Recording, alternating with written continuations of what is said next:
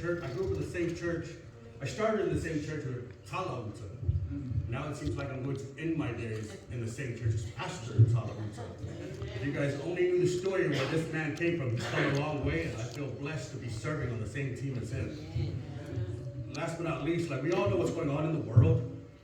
The world is in a bad situation right now, and the world needs prayers, you know, on all sides of the field. So, although the world is going through a storm right now, we all may be going through a storm in our own lives.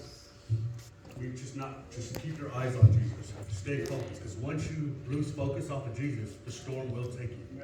And so I've asked CP to share, to project the lyrics onto the big screen behind me, because this song I've been playing it at work, blasting it through the speakers in my warehouse.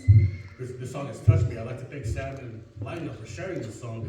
This song has become one of my favorite songs, and I hope this song touches someone in this crowd. Amen.